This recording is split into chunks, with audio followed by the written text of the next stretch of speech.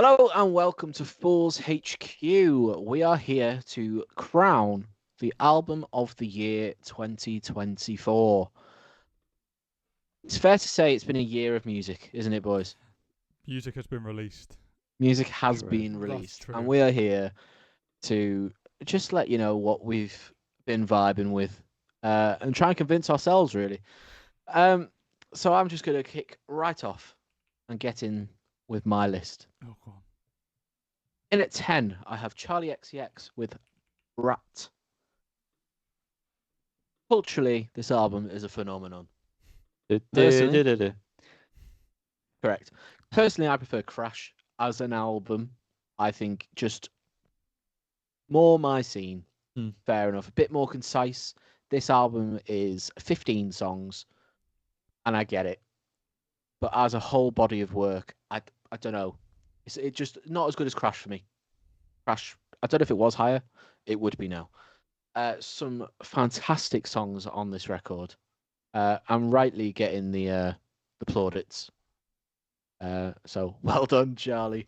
From me, I'm sure that'll mean the world to you. Next, we have Nick Cave and the Bad Seeds. A bit more of a band effort this time, rather than the somber offerings. As we all know, Nick Cave has released in the previous years due to what is going on in his personal life. Wild God, the song, genuinely fantastic. Conversion, also great. And Frogs. Frogs is brilliant. We love Frogs. We love Nick Cave. And Colin Greenwood is on that, isn't he? That he is. Thanks. That he is. Thanks, Tommy. Next up, I've got Idols with Tank. It wouldn't be a Fool's HQ album of the year if Idols didn't get in semi-unwarranted. But Pop Pop Pop is wonderful. Dancer is a great tune. I also really like Gift Horse. I think it's better than what was the last album called? Crawler. Crawler. That's the one. I think it's an advancement from Crawler, and I think it does what it's trying to do in a better way. So I'm joshing a bit, but I do think it deserves to be in this list. Somewhat. Next up, I've got Rachel Chinouriri with What a Devastating Turn of Events. The Hills on this album, sorry. Wonderful. It's a good pop album. Some heavy guitars involved.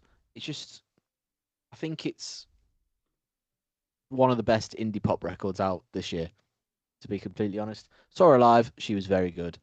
Next up, we've got Kings of Leon with Can We Please Have Fun? A good return to form for Kings of Leon, I think. It was quite fun. It was quite enjoyable. I do think they need to push on with that a bit more next time, take the next step. But positive signs. There was some really good tracks on this album, and I've forgotten all their names, so I'm going to do it quickly. Nothing to find? Nowhere to Run. Nowhere to Run, that's the one. Nothing to Do. But no, it's Nowhere to Run. That's the best one. Seeing the ending song as well is good. Yeah, I think it was Actual Daydream I really liked as well. That rings a bell. Don't know. Good album, though. Next up, we've got Blossoms with Gary. And before Liam rolls his eyes, obviously it's one of my most listened to albums of the year because I love Blossoms. I think there was some different musical ideas in this one, while still sounding very Blossomsy. The last track, Why Do I Give You the Worst of Me, is very good. Pulsating throughout. Very good. Some cringe lyrics, but I'll forgive them. Courting with New Last Name is next. At first, I was a little bit disappointed that it didn't really progress from guitar music. It felt like a bit of a, not regression, but it felt like they were playing it a bit safe and they didn't really expand on it. But I've grown to love it for what it is. Again, The Hills. Something About the Hills in 2024. Great tune. The Wedding as well. Love that track. And they've just released a new tune. Excited to see where it goes. Watch our top songs of 2024 video here. Thank you. Adrianne Lenker with Bright Future is in at 3 for me. Just wonderful. But I don't have the mental capacity to revisit it often, but when I do, my God, it is a treat for the soul and the ears and other parts of my body. In at number 2, we've got Wunderhorse with Midas. Personally, if my number 1 wasn't released this year, this would be my number 1 because that is how ordering works. I think this album is wonderful. Wow. Superman made me feel things I haven't felt since listening to Adrianne Lenker. I love Superman. What a tune. I think it does the heavy parts right. It has the emotion. I personally think it's an extension from Cub. I think it's a good carry on. I personally prefer it to Cub, which might be controversial. It might be, and it looks like it is. It's very good. Wow. I just can't wait for more from this band, which is quite a statement considering when the year started, I didn't like them. Now I love them. And in at 1, to no surprise to these boys, it is Bill Ryder-Jones with Yakida, an album that was released in like the first or second week of the year, and it has been on top spot since. I know that It's Like This Baby is by far and away my favourite track of the year. It's wonderful. I love Bill. I love the album. And I love Bill. Up the That's toffees. Yeah, man. Callum, thank you. Wow, what a list. So much songs. So much choice. So much music, so much albums, so much choice. It's my turn now. Here's 10 albums for you. Number 10. This is Lorelei with Box for Buddy, Box for Star. Prolific songwriter Nate something or another. Part of the project Water From Your Eyes that I'm sure you're all familiar with. Writer of banging track Bring Back My Dog. Absolute slapper. I'll give you that one. Released this album this year to varied acclaim from this group, as in negative from you two, positive from me. It's varied right there. But it's been one that I've gone back to periodically over the year and always enjoy my time, but very different, very unique, and ultimately satisfying and enjoyable listen. It scratches the brain in such a right way. Some of the kind of weirder songs like I'm All Fucked Up and Dancing in the Club really scratch those little nooks in the brain. And then you've got some kind of more gentle and enjoyable songs like Two Legs, quite a Elliott Smith style track there from Nate. I don't know, I'm reading this like I'm doing a newscast job. Thank you very much. Back to the studio, Callum. No, it's a great album, and that's my number 10.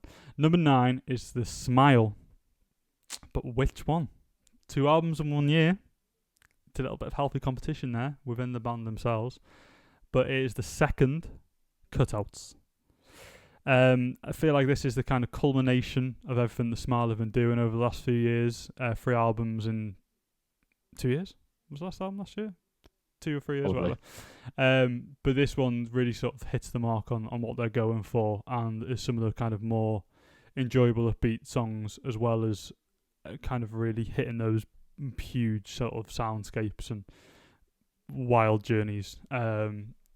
The top song of the album and one of the top songs of the year, Zero Sum, is home to on this album, which really slaps. So thanks guys, thanks Smile guys. Just keep giving more if you want. It's fine by me. I'll keep listening because it's a good time to be had always. Number 8, Future Islands with People Who Aren't There Anymore. People aren't there anymore. They're not here or there. They're not anywhere, really. Future Islands do what they do best, really. Particularly smashed this album when it first came out for a healthy amount of time. So despite not listening to it very recently, it still holds quite a strong hold in my heart.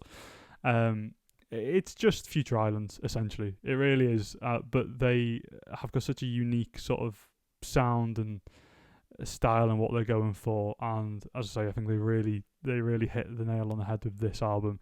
Tracks like The Thief, The Fight, The Garden Wheel, The Lion, the Witch and the Wardrobe. I made that joke before. It came to me again because I'm full of jokes. I'm a funny guy. Boom, boom. But that's number 8. Is that right? I'm already losing track Yeah. of where I am. Number 7, Bull with Engines of Honey.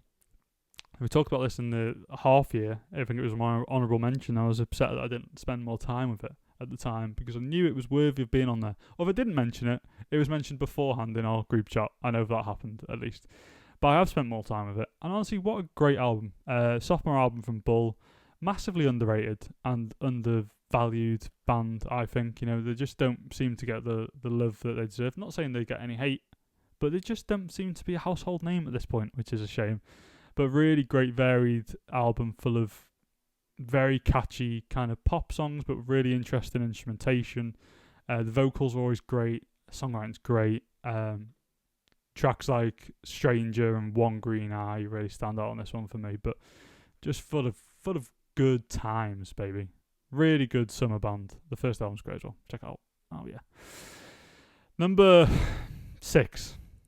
Is that where we are now? Yeah. Yeah. The Hard Quartet with The Hard Quartet, the eponymously named debut from supergroup Hard Quartet featuring Steve Malcolmus, Matt Sweeney, Emmett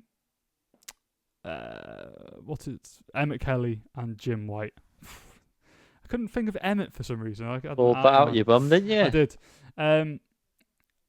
This didn't really hit as well as expecting when it first came out. The singles beforehand were kind of varied, but gave some promise. I think as a full project, it's a bit kind of sparse and kind of too varied really to be a kind of solid single project in 15 tracks. But after spending a while with it, it's become a sort of quite a comfort listen in a way, I think it just feels like you've got some really nice Malcolmus tracks on there. I was a big fan of Malcolmus, and then the other guys as well fill in the rest of the blanks really well. It just feels very homely. It feels very kind of comfortable and wholesome. You know, even like some of the sort of heavier, not as kind of kind to your ears tracks like Chrome Mess or something like that. You know, they still kind of feel like this nice, like you just hang with the buddies, you know. And then there are some songs on there like Rio's song, The Single, and Killed by Death, both Matt Sweeney songs. Killed by Death especially, really just great, like hooking, beautiful, haunting songs. You've got like a couple of great Malcolmus picks with like Hey and Six Death Rats. That although they're not the best he's ever done, it feels good to see him like this different light. So yeah, it's an interesting one, that one. That's why it's there. Number 6 feels like the right place. It's sort of on the fence in the ether. Top 5. My number 5 is Vertigo by Wand. Very recent discovery of mine, Wand. I discovered them. I put them on the map. But this is their album that was released this year. I've listened to a few of their albums on repeat. And by this one being out this year, it happens to make the list, thankfully for them. A great album full of like really strong, interesting soundscapes and just kind of journeys through the songs. You know, it just feels like it's a great background listen. It just takes you to many different places. The vocals are great, very interesting instrumentation. Just a very solid album, and I really like this direction that Wand have gone to and later in the latest music with this and the double A side that was released this year. Check the link. As well as their last album, which the name escapes me right now. Laughing Matter is what it's called. I'm really enjoying this sound more so than their earlier stuff, so it's exciting to get into that at this point. Number 4 is Wunderhorse with Midas. Stellar sophomore from the Wunderhorse boys. I don't think it's as good as Cub, contrary to what some may believe, but still a very good album. Arizona is one of my favourite songs of the year. It's probably my favourite song on this album. Absolutely, in fact. But, you know, you've got Rain, you've got Silver, you've got July. It's chock full of great songs. Not Me Julie? Oh, Me Julie's on there as well, yeah. Me Julie, of course. Yeah, just a great album. I think what Calm said about this being a good kind of continuation or extension of the first album is true. I don't agree it's better, but it's a good follow-up and a good exploration of a slightly forward-thinking direction, I suppose, than the somewhat kind of varied and less cohesive first album. Okay, I could admit that. I'm not enough to say. Number 3 is Porches with the album Shirt. Similar to This Is Lorelei, a kind of weird, innovative album. Very interesting, very unique. This one, I just love listening to it. Like every time I put it on, I'm like, oh yeah, I really like it. I don't know what it is. There's just something about the sound, something about his vocals. The stuff he's trying to do is just so kind of like not really that weird, but also weird at the same time. Do you know what I mean? It's not like completely out there that feels very kind of really like pushes you away or feels like discombobulating or anything like that. It feels very grounded in reality, but it's kind of pushing the boundaries in a cool way. So yeah, a big fan. Songs like Bread Believer and Itch are just great. Get them stuck in my head all the time. Real good tracks. I need to go back and listen to more of his stuff to see what's going on there, but really solid album this year. Big fan. Number 2, Adrianne Lenker. Greatest songwriter of our generation. True. Fact. Done. Number 1. No, there's more to say about that. Just a beautiful album, top to bottom.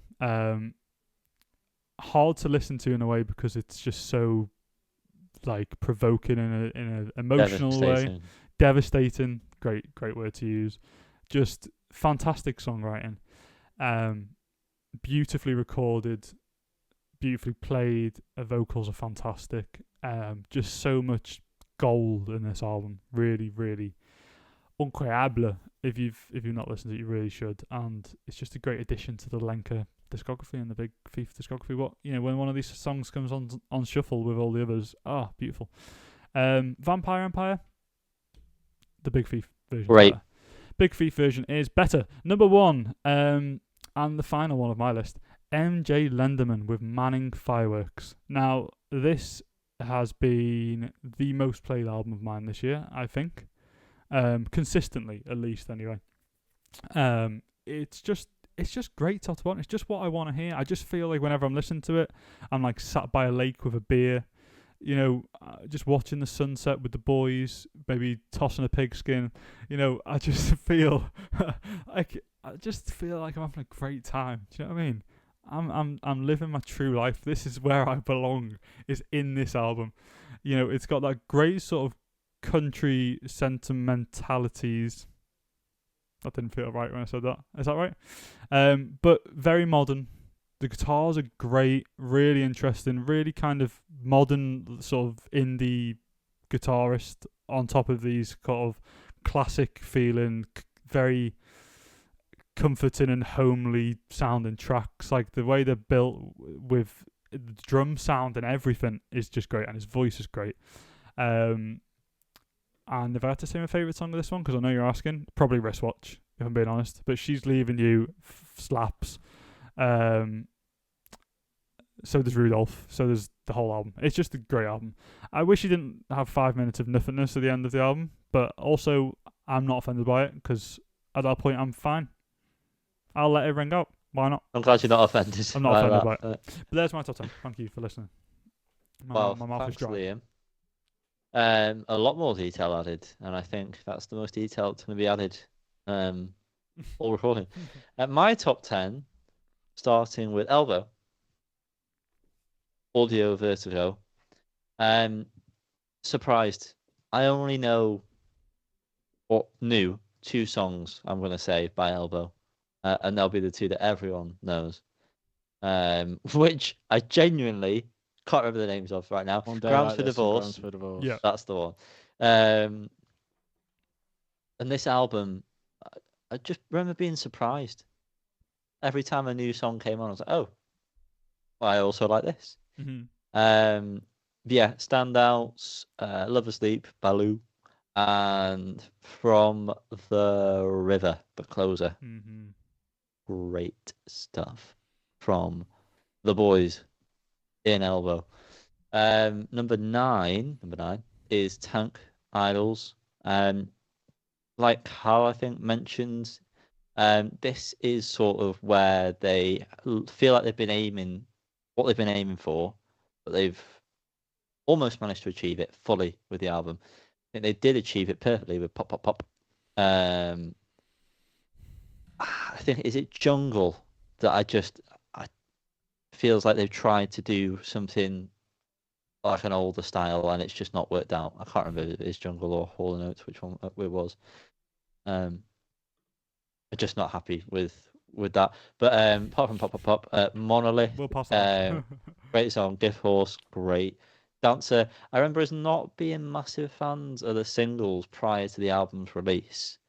I do remember us having discussions about that when we talked about them. But in context of the album, no complaints. Them complaints. Next up is number 8. That's how it works, isn't it, guys? That's how counting works. Yeah. To be fair, You are correct. For a while. Is a very, very late edition. It's GNX by Kendrick Lamar. It's a surprise drop. He teased it. Stands for. It's make of a car, mate. That's what it is. Oh. Okay. So you'll have to ask them. But yeah, surprise drop. He teased it, and then I want to say within 30 minutes or something ridiculous, the album just dropped. I think it was like 5 minutes. I'm sure it was very. Oh wow! brief. I'm glad someone had the stopwatch out, because fucking hell, imagine if I was wrong. The the album, as with a lot of Kendrick Lamar albums since I've sort of been conscious of them coming out, as at the time that they do, it takes me a couple of listens normally to get into the album. But with this, the instrumentals on it are so bloody catchy that I was pretty hooked straight away. I think it does a good job of mixing the sort of catchy nature of the singles that were released as part of the whole diss thing with Drake. There's a couple of songs that sound like they probably were instrumentals that he had lying around for that, and just decided, well, I'll just put them on the album. And then you've got stuff like Heart Part 6, Whacked Out Murals, which, you know, just lyricism galore. Yeah. Only Kendrick Lamar, the GOAT, can pull stuff like that off. Next up is number 7, because again, that is how counting works, is MJ Lenderman with Manning Fireworks. Now, unfortunately, this was also a late addition to my list for the albums of the year. I did listen to it at the time when it got released, and at that time, only She's Leaving You stuck with me. That is one of the best songs, IMO, of the year. Think of the words. Since I revisited it, though, there's so many more songs on there that are just great. The guitar tones, as they mentioned, are just some of the best guitar tones going. I'm jealous at how he's managed to hit those. On My Knees is another standout from there. Next up, bringing the mood down a bit, Lucy Rose, This Ain't the Way You Go Out. Now, I mean, there's literally a couple of albums in my top 10 that will just bring sadness immediately, but the good kind, you know? You need to feel some things sometimes. Yeah, you've got to be reminded you're alive at some point. Exactly. Yeah. And this album reminds me I'm alive. For some reason, I'm really struggling to find this on my streaming to go through it. There we go. So, Whatever You Want, one of my favorite songs of the year. Crushes me every time. You've got a little bit more upbeat with Over When It's Over, the sort of poppy piano things that's going on. And then the title track as well is another standout for me there. Next up, now it's a bit of a, use the word contentious inclusion. Fontaines DC with Romance. Now, the only reason why this is as high up as it is, and to be honest with you, if I spent maybe even 5 seconds more looking at this list, probably would have been lower down. But the reason it's as high as it is because of certain songs. One in particular being Favourite, which is a favourite song of mine. I think it's my favourite Fontaines DC song, to be honest with you. Other standouts, Starburster, obviously. In the Modern World, very, very nice. All those strings that come in and everything, beautiful. Next up, I forgot what number I'm on now. What am I on? 5, 6, 4? What am I on? Who knows? 4 is it's been mentioned, Wunderhorse with the album Midas. Now, I think I'm in the same boat as Liam, so hopefully it can withstand the two of us in it, in saying that Cub is probably the better album It's probably a massive boat, if I'm being honest. Callum's boat is very small. I'm in a little. Whoa, guys, it's just how you use it. All right. But yeah, no, this is definitely a progression. This is more of a band effort in terms of songwriting, from my understanding anyway. And it does feel more cohesive as an album. Standouts, already been mentioned, but I'll just say my own as well. Arizona, Rain, July, Silver. Me Julie. Silver, definitely. That is just so good, so catchy. Next up at number 3 is Charli XCX with Brat. Which version, you might be asking? I'm just gonna say the one we got straight away, the first one. Because I'm glad you specified that. Yeah. There's obviously Brat with, I don't know, but it's the same, but it's completely different. It's still Brat, and then there's all these features and extra bonus songs and whatever. Which with the deluxe, let's just call it, with all like the featured ones on there, there are some really good versions of the song. Like I really like the I Think About It All the Time with Bon Iver. Sorry, Liam, actually, can you just clarify what's his name again? Bon Iver. Thanks, mate. And what was the other one that I just couldn't get on? Oh, Sympathy is a Knife featuring Ariana Grande. Thought they were good versions, but those two songs in particular are definitely stand out. So Sympathy is a Knife, I think about it all the time, from the original album. I think 2 of the best songs that she's ever released, if I'm honest with you. Had those on so much. So much for you. Yeah, I think I do prefer Crash as well, but you know that wasn't released this year, so cannot be included. Unfortunately, don't talk about it. Charli, that's how it works. I'm sorry. Number 2, Mannequin Pussy with I Got Heaven, and I got a good time listening to this album. I will say, I'm not going to say damn straight. That was Liam. I said that. Sorry. Thank you. There are 3 songs in this album that I just skip because I just don't gel with them, and they seem out of place, really, considering what else is on the album. Okay. Of Her and Aching, but everything else, such a good blend of sounds. Lead singer is got a great voice, and yeah, just fantastic album, really. I Got Heaven, Split Me Open, and Sometimes. Got 3 songs from that album. And finally, number 1, who would see this coming? Us 3, because we're looking at a list. It's Adrianne Lenker with Bright Future. As I helped Liam out with words before, devastating, but rewarding as an album to get through. Bingo. Thank you. Full mark. It's just, it amazes me that someone is able to create something like this, to be honest with you. and had the guts to put it out. I really like No Machine, Real House, Sadness is a Gift, and I would say, okay, just specifying this, that Vampire Empire on this album is better than the Big Thief version, but that's just taste. We all have different tongues at the end of the day. That is my top 10. Thank you for listening. Wow. Thank you for sharing. Now, as we do every year, we are now going to crown the collective album of the year. Usually, we do a top 10.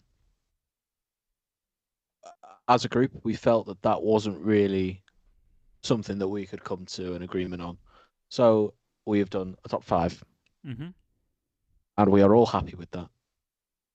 Yeah. Are we, Cal? Yeah. Yeah, we are. I'd say I was probably the least happy, but I'm sure you suggested it. yeah. I just... You're just not happy in general. Oh, we know that. Yeah. We know. Yeah, we'll go We with know that the one. happiness We'll go with that level is minimal. Number 5 of the Fool's top 5 albums of the year is Mannequin Pussy with I Got Heaven. Number 4, The Fools in Hell, Fools HQ, album of the year list is MJ Lenderman with Manning Fireworks. Number 3, Fools HQ album of the year is Charli XCX with Brat. 2 Fool's album of the year is Wunderhorse with Midas. And number 1, And number 1 is Fool's Third Eye album of the year is Adrianne Adrianne Lenker with Bright Future. That's so, well done. That's going to sound afternoon, awful. everyone. Thanks, Adrian, for the music. Thank you for the music. I think we did For the tears. Crying too. we did call it when the album got released. Not that that's a reason that we had to stick with it, but I do remember us saying that this will probably be album of the year when it got released. You just know. When you know, you know. When you know, you know. I mean, the greatest album of all time ever is obviously Third Eye Blind by Third Eye Blind. Obviously. Yeah, Third Eye Blind. But this is the best album of this year, according to us. And that is gospel. But what do you think is the best album of 2024? Let us know below. Please. Give this What video else a do I like. need to do? Well, I'm going to tell them, Cal. I'm just going to bloody do it. I'm going to blurt it out. Like the video. Subscribe if you want to see more vids, because we'll bloody make them. And ding that bell so you're notified when that happens. It's been a year, boys. It's been a whole ass year. Some year, man. It's been like 300 and some days. 365. Not quite yet. Happy Golly. 2024, everyone. Let's look forward to the next one. 25.